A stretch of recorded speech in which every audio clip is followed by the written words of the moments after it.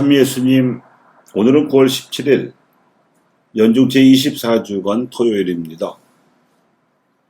영혼을 잊어버린 시대의 사람들이라는 제목으로 강론 말씀을 드리겠습니다.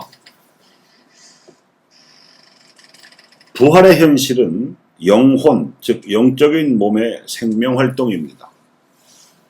사실 영혼 없이 태어난 사람은 아무도 없습니다. 그러나 영혼을 잊어버린 채 육신의 본능이나 마음의 욕구대로 살아가는 사람은 대단히 많습니다. 오늘날 이 시대를 영혼을 잊어버린 시대로 부를 수도 있는 까닭입니다. 그러나 세상 전체를 차지한다 하더라도 제 영혼을 빼앗기면 무슨 소용이 있겠느냐는 경고를 우리는 듣고 있습니다. 우리가 세례 성사를 받는 이유는 잊어버리고 살던 영혼에 하느님께로부터 받은 은총으로 생기를 불어넣기 위해서입니다. 생기를 부여받으면 영적인 몸이 살아나는데 이 영적인 몸이 영혼으로서 하느님과 통교를 하고 천상의 성인들과도 통공을 이룰 수 있게 되는 부활의 현실이 가능해집니다.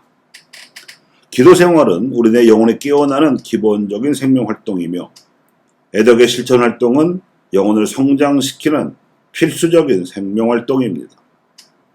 영적인 통곡을 통해서 지상에 우리가 천상의 성인들과 통교하면서 영적 에너지를 충전받을 수 있습니다. 영혼에 깨어있는 이들 사이에서는 지상에서도 수평적 통곡이 가능한데 이를 연대라고 말합니다. 기도하지 않고 애덕을 실천하지도 않으면 통공과 연대의 능력이 발휘될 수 없습니다. 영적인 몸의 발력 부진 상태가 심해지면 공감 능력과 신앙 감각을 상실하게 됩니다. 자기밖에 모르는 괴물형 인간, 공감 능력을 상실한 사이코패스가 출현하는 배경입니다. 오늘 독서에서 사도 바로가 풀이한 씨앗과 열매의 비유는 부활의 신비를 명쾌하게 설명하고 있습니다. 그리스도 신앙은 부활신앙임을 깨닫게 해주는 설명입니다. 영적인 몸의 현실에 관하여 믿음이 없는 이들에게 알기 쉽게 설명하기가 그리 쉽지 않습니다. 이는 이성의 영역이 아니라 체험의 영역이기 때문입니다. 바오로는 씨앗이 땅에 떨어져 묻혔다가 썩어 없어질 것 같아도 새로운 싹으로 다시 살아나고 끝내 더 많은 열매를 맺는 자연의 이치를 동원해서 알기 쉬운 비유로 설명하고 있습니다. 물질적인 몸으로 묻히지만 영적인 몸으로 되살아난다는 것입니다. 바오로는 예수님을 알고 부활을 깨우친 그 순간부터 세상에 대해서 죽었다고 여겼습니다. 예수님 안에서 다시 태어났다고 여겼기 때문입니다. 그러니까 부활을 살아가는 차원은 이미 이 현세에서도 가능한 것이고 그것이 영적인 몸의 현실인 것이죠.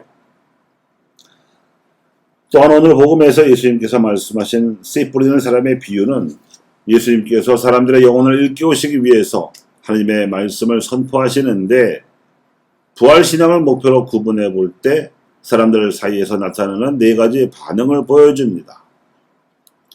이 비유를 말씀하신 때는 공생활 초기가 아니라 말기였을 것으로 추정합니다.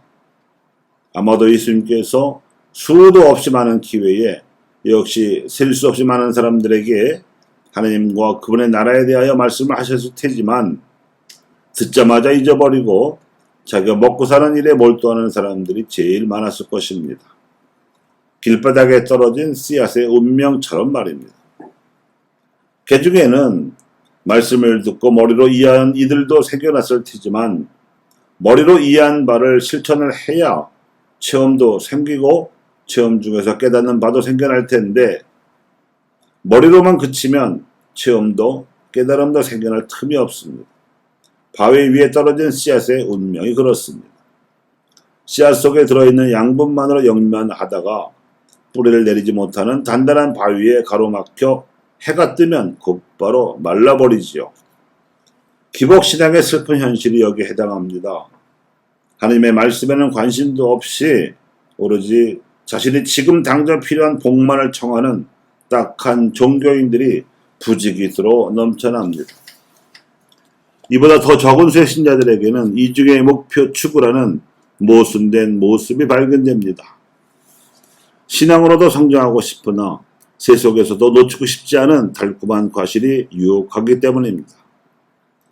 하지만 서로 충돌할 수밖에 없는 이중의 노력은 불필요한 갈등에 부대껴서 자기가 자기 자신을 무너뜨립니다. 많은 냉담자들이 가시덤불 속에 떨어진 씨앗의 운명을 오늘도 되풀이하고 있습니다. 결국 남이 아니라 자기 자신이 스스로 숨을 막아버려서 죽고 맙니다. 예수님께서 보시기에 안타까웠던 현실은 좋은 땅에 떨어진 씨앗이 얼마 되지 않았다는 것이었습니다. 성전을 장악한 사두가이들도, 율법 해석을 독점한 바리사이들도, 무력 혁명을 불사르던 젤로대들도, 이들 사이에서 우왕좌왕하던 군중도 그토록 가까이서 직접 그분의 말씀을 듣고 그분을 배웠고 그분의 기적을 목격하고서도 그분을 알아보지 못하고 떠나가 버렸습니다.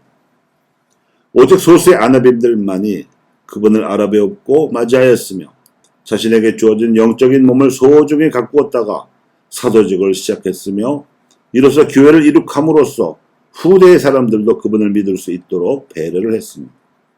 그래서 먼저 믿은 이들이 시작한 사도직은 소중한 것이고 그래서 이룩된 교회는 더 소중합니다.